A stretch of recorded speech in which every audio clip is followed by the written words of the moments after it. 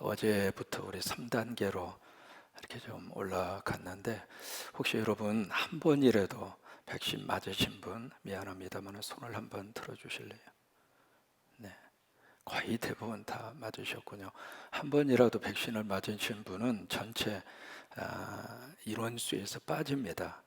그래서 한 20% 정도 우리가 모일 수 있는데 이제 백신 맞으신 분들은 괜찮으니까 걱정하지 마시고 참석을 하시기를 바라고, 우리 성가대도 백신 한 번이라도 맞으신 분은 찬양을 해도 괜찮습니다.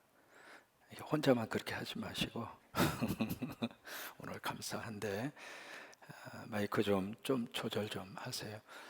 내일이 호산나가 하나요? 호산나가 하죠? 미리 좀 연락을 하셔서 백신 한 번이라도 맞으신 분들은 찬양을 해도 괜찮으니까 준비해서 찬양을 올리시기를 바랍니다.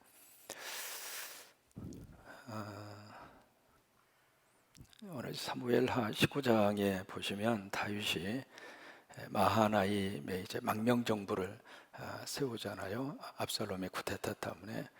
이 마하나임은 어디가 있느냐면 요단강 건너편에 있습니다. 야복강 그 야복강 기슭에 거기에 있는 땅이 마하나임입니다.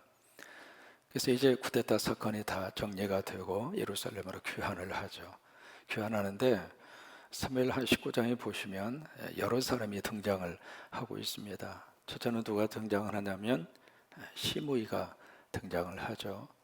그 다음에 두 번째로 누가 등장하냐면 시바가 등장합니다. 같은 시자로 시작하죠.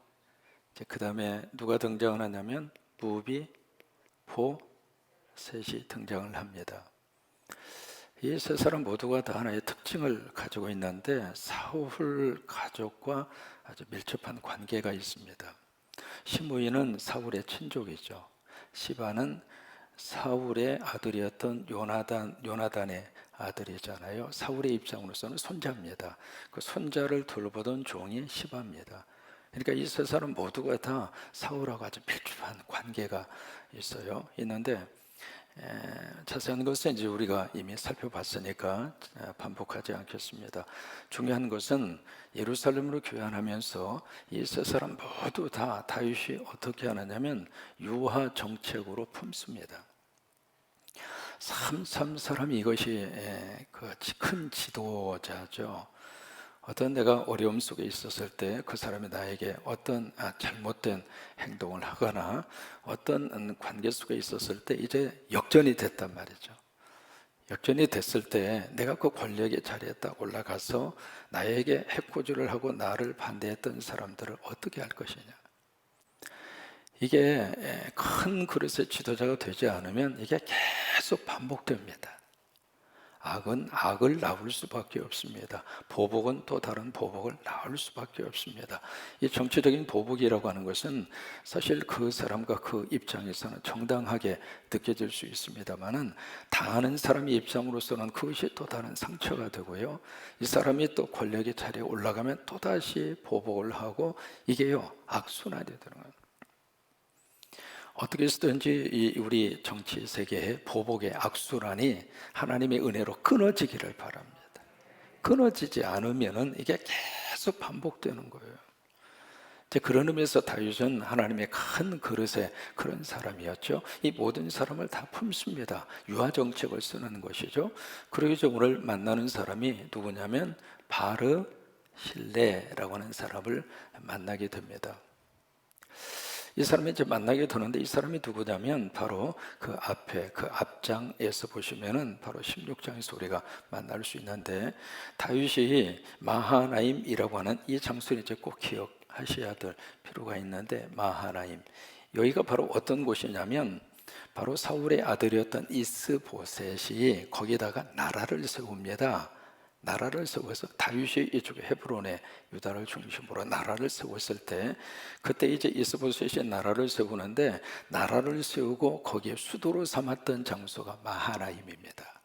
이게 다윗이 거기서 지금 망명정부를 세운 거거든요. 이쪽에 가서 이제 다 도착을 했는데 이곳 자체가 사막입니다. 별로 이제 먹을 것이 없는 그런 황량한 벌판인데 여기에 망명정부를 딱 세웠을 때 그때 다윗의 곁에 함께 따랐던 군인이 약 한 4천 명 정도 됩니다. 작은 인원수가 아니죠.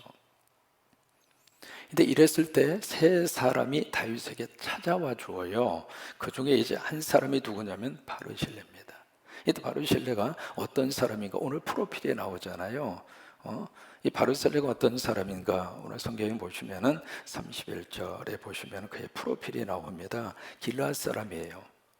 그리고 그가 왕이 요단을 건너가게 하려고 그러면서 32절에 보시면 그는 큰 부자예요.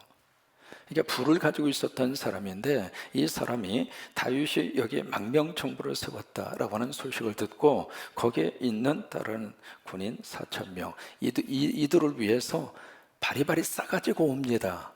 근데 성경에 뭐까지 들고 왔느냐면 침상까지 들고 옵니다. 여러분 여기서 잠자리도 별로 없잖아요. 침구를 다 가지고 오고 그릇도 가지고 오고 그리고 거기에 11가지 먹을 수 있는 먹거리를 쭉 가지고 오는데 그 중에 버터도 있고 꿀도 있고 심지어 별거 다 있습니다.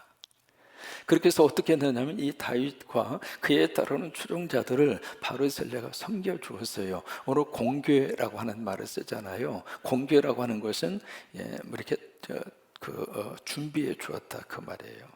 그 사람의 필요를 채워 주었다 그 말이거든요. 이 왕이 가장 힘들고 어려울 때 바르셀레가 누가 시켜서 한 게 아닙니다. 스스로 자발적으로 다윗을 그렇게 공개하고 다윗에게 호의를 베풀어 주고 다윗에게 너무 귀한 것을 바르셀레가 합니다. 그랬던 사람인데 이제 다윗이 마하나임에서 예루살렘을 귀환한다고 하는 소식을 듣고 요단강에 와요. 와서 이 요단강을 건널 수 있도록 바르실레가 왕을 도와줍니다. 이제 그것을 보면서 이 다윗이 너무 고마운 거예요. 고마우니까 다윗이 바르실레에게 제안을 합니다. 나와 함께 예루살렘에 갑시다. 그동안은 내가 당신의 도움을 받았지만 내가 이제는 당신을 공개하겠습니다. 여러분 기가 막힌 제안이잖아요. 예루살렘으로 가면 적어도 바르실레는 한 자리를 차지할 수 있는 절호의 기회잖아요. 근데 그 제안을 받은 바르실레가 왕이 됐습니다. 그래서 무슨 얘기를 하느냐면 내 나이 80입니다. 살 만큼 살았습니다. 내가 뭐 이 세상 욕심을 더 이상 부려본들 뭐 하겠습니까? 그리고 이 나이가 돼서 내가 좋고 옳은 것 분간할 수도 없고 또 하나 입맛도 없어서 맛있는 거 먹어도 먹는 것 같지도 않고 내가 지금 청각이 별로 좋지 않아서 노랫소리 들어도 노랫소리가 잘 들리지도 않고 이 사람이 세월이 흐르고 나이 들어가면서 느끼는 신체적인 변화를 바르실레는 그대로 인정하고 받아들이고 있는 거예요. 그러면서 하는 말이 됐습니다. 여기까지입니다. 내가 지금 여기에 나온 이유는 왕이 요단강을 잘 건너갈 수 있도록 여기까지 내가 왕에게 도움을 주고 싶어서 온 것뿐입니다. 무사히 건너가십시오. 그리고 바르실레가 그것까지 딱 하면서 왕이 하도 진심으로 이 바르실레에게 제안하니까 그러면 저는 됐습니다. 저의 종 하나가 있는데 그 이름이 바로 누구예요? 김함. 김씨가 아닙니다. 이름이 김함이에요. 여러분 종이라고 되어져 있는데 종이 아니라 바르실레의 아들입니다. 그러니까 왕의 종 그렇게 표현하잖아요. 그러니까 바르실레 입장으로서는 아들이라 그 말이에요. 그러면 저는 됐으니까 내 아들만 같이 예루살렘으로 데리고 가시죠. 됐다. 그러면 네가 내 아들을 내가 예루살렘으로 데리고 가리라. 그런 거예요. 그러고 나서 요단강을 건넌 다음에 바르실레하고 서로 인사를 하고 그리고 왕이 바르실레를 축복하는 그것이 이제 오늘 성경의 말씀의 내용입니다. 오늘 성경을 통해서 하나님이 어떤 말씀을 우리에게 메시지로 주시고 있는가? 오늘 말씀을 통해서 세 가지 메시지를 받고 싶어요. 첫째는 베푸는 거예요. 두 번째는 자족이 뭔가라고 하는 것을 한번 생각을 하게 하는 거예요. 그 다음에 세 번째는 바로 은혜에 대한 보답이에요. 이 세 가지 내용을 오늘 성경을 통해서 우리가 함께 묵상해 볼 수 있는데, 여기 이제 바르실레가 이 다윗을 향해서 참 이렇게 베풀고 있잖아요. 왜? 그에게 능력이 있었으니까, 부자였기 때문에.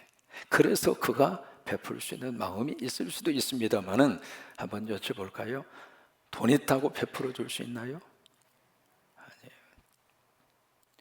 이 바르실레 입장으로서는 자신이 가지고 있는 부를 자신의 것으로만 생각하지 않았어요. 어려움에 처한 특히 지도자들, 그를 따르는 백성들, 그 군인들.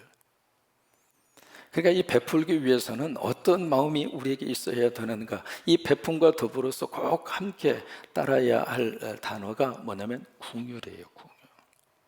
궁율한 마음이 있어야 주머니가 열릴 수 있습니다. 궁율한 마음이 있어야 베풀 수 있어요.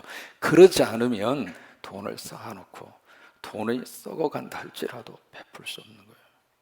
내가 많아서 베푸는 것이 아니라, 적어서 못 베푸는 것이 아니라 사실 이겁니다. 궁율의 마음이 있으면 작든 많든 같이 열을 수 있어요. 바르실레에게는 바로 그런 마음이 있었던 거예요. 6세기에 유명한 수도원 운동을 했던 분 중에 한 분이 베네딕트입니다. 그래서 베네딕트 학파 또는 베네딕트 순교원이라고 하는 전통이 지금까지 쭉 이어져 내려오고 있는데, 그 수도원에 규칙이 하나 있습니다. 그 규칙이 바로 뭐냐면, 우리의 수도원에 문을 놓고 하는 사람은 예수님이 보내신 예수님의 손님으로 알고 대접하라. 그게 베네딕트 수도원의 첫 번째 규칙입니다. 그 이제 마태복음 25장에 보시면은, 내가 줄였을 때, 내가 목마랐을 때, 내가 나그네 되었을 때, 그 말씀이 있잖아요. 그 말씀을 그대로 삶에서 실천한 사람이 바르실레예요. 여러분, 내가 베풀면 베푸는 것만큼 없어지는 것이 아니라 그게 하나님의 축복으로 되갚아 오십니다. 그게 영적인 하나님의 축복이에요. 주라, 그리하면 없어지리라. 그게 아니에요. 주어라, 그러면 내가 너에게 도로 주리니 누르고 흔들어 넘치도록 하여 내가 너에게 안겨주리라. 부모된 우리들이 열심히 베풀어주면 그 베풀어준 것이 내 자식들에게 어떻게 갚아올지 몰라요. 기회가 있을 때마다. 여러분, 교회도 똑같습니다. 교회도 베풀어야 축복이에요. 그냥 우리 교회만, 그냥 우리 식구만, 우리 아이들만 그러면 안 됩니다. 그래서 우리 성광교회는 이 군산 노회 안에 있는 교회들을 많이 베풀어주고, 어려운 교회들 베풀어주고, 목회자들 베풀어주고. 크게 아멘. 목사님, 아까운데 왜요? 아예 안 그래요. 그 물질이 다 누구 거예요? 그렇게 믿으시면 아멘. 잠깐 맡겨주신 것이니까 맡겨주었을 때 복받을 만하게 우리가 베풀어 줘야 돼. 바르실레가 이제 그렇게 하잖아요. 자, 보실까요? 바르실레가 열심으로 베풀었습니다. 베푸는 결과가 어떤 결과로 나타났는가? 후손들이 복을 받습니다. 그 아들이 이제 다윗을 따라가잖아요. 근데 그 아들이 그 뒤에 뭐가 나오는가? 참 기가 막힌 역사가 나옵니다. 이 베들레헴 지역에 게솔 김함이라고 하는 이름이 나옵니다. 그 이름은 굉장히 중요한 이름을 가지고 있거든요. 열왕기상에 보시면 게솔 김함. 그 게솔이라는 것은 거처라고 하는 뜻입니다. 그러니까 이 베들레헴 지역에 다윗이 땅을 주어서 거기서 김함이 살도록 해준 거예요. 근데 그 땅에다가 집을 크게 지었는데, 그 집이 나중에 뭐가 되느냐면 여관이 됩니다. 베들레헴 지역 자체 안에 인구가 많지 않아서 여관이 그렇게 많지 않았습니다.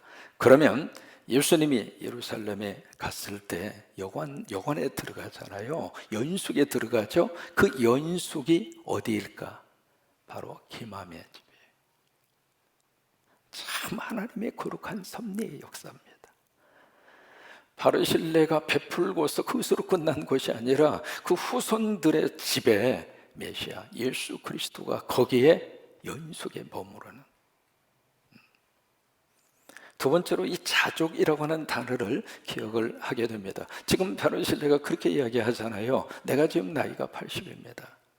내가 지금 뭘 봐도 좋은지 나쁜지 분간하기도 힘들고, 맛있는 것을 먹어도 그냥 입맛이 그렇고, 노랫소리를 들어도 그 노랫소리에 대해서 잘 들리지도 않고, 그러면서 이제 더 이상 이 다윗의 이 호의를 지금 거절을 하고 있잖아요. 정중하게 그것을 거절을 하고 있죠. 여러분, 그 바르실레의 마음속에 뭘 느낄 수 있느냐면 자족하고 있는 거예요. 사람이 나이 들어가면서요, 자기의 욕심을 절제한다고 하는 것이 말처럼 그렇게 쉽지가 않습니다. 나이 들수록 더 많이 움켜주려고 그럽니다. 근데 움켜주는데 가만히 생각을 해보면, 내가 지금 움켜주고 막 나이 들면서 욕심 부리고 막 안 쓰고 안 먹고, 젊었을 때는 그래야죠. 젊었을 때부터 막 흥청망청 쓰기 시작하면 세월이 흐르면 흐를수록 너무 돈 때문에 힘들어요. 그러니까 젊었을 때에는 좀 아끼고 안 먹고 안 쓰고, 그렇게 해서 젊었을 때는 미래를 위해서 자꾸 준비를 하셔야 돼요.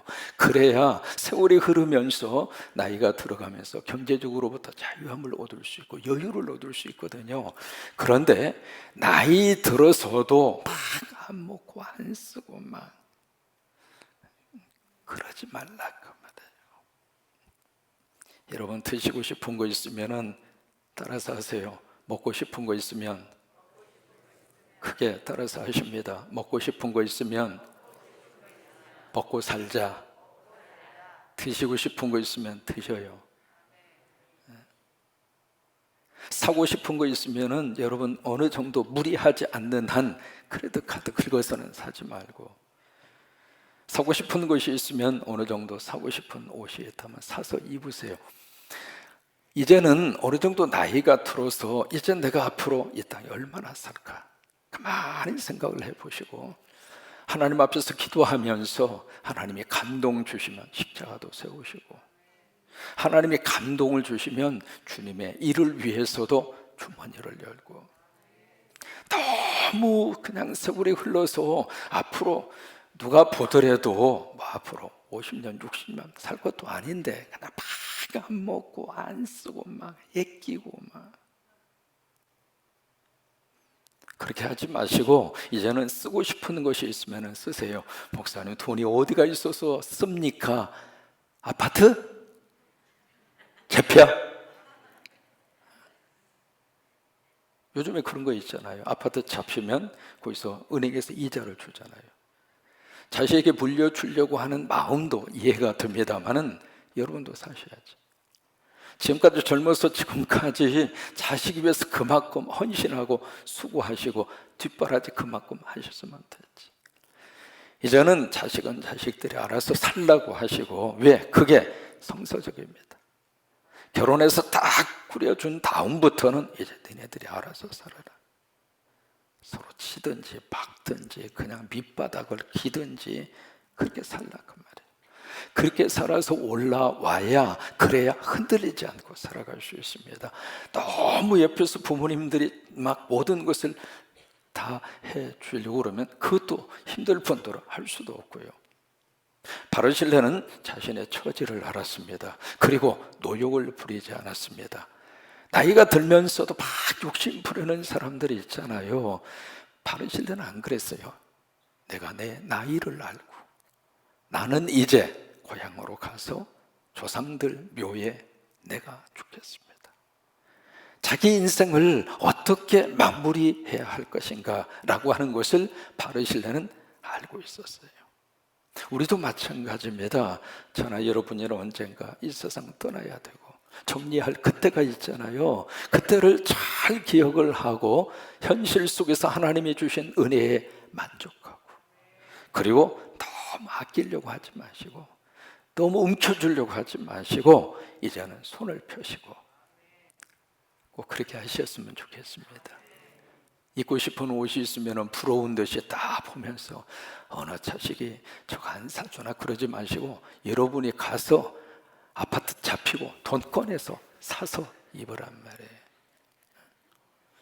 고기가 먹고 싶은데 어느 자식 놈이 나한테 용돈 주어서 고기 좀 안 사주나 그러지 마시고 그냥 사서 잡수셔. 혼자 먹기가 뭐하면 010-7270-1338로 전화를 하시든지. 자족의 마음. 나이 들수록 노욕 부리지 말고, 나이 들수록 막 그런 너무 노욕이 심하면 참 보기 그렇잖아요. 그러지 말라 이 말이에요. 꼭 기억하셨으면 좋겠습니다. 세 번째는 은혜입니다. 두 사람을 발견합니다. 바르실레는 은혜를 베풀었던 사람이고, 이 다윗은 은혜를 받은 입장이잖아요. 그런데 은혜를 받은 다윗이 바르실레에게 또다시 은혜를 갚습니다.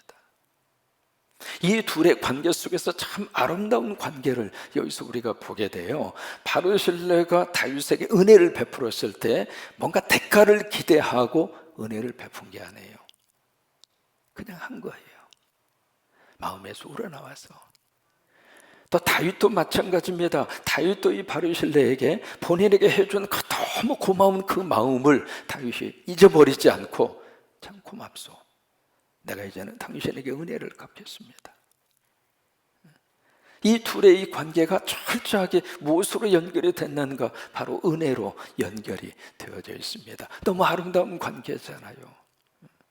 그래서 성경은 바르실레라고 하는 이름을 기록을 하면서 다윗의 일생 속에 잊을 수 없는 한 인물로 성경이 기록을 하고 있습니다. 이 바르실레라고 하는 이 이름의 뜻은, 이름이 좀 강합니다. 강철 심장이라고 하는 뜻입니다. 이름이 좀 세죠.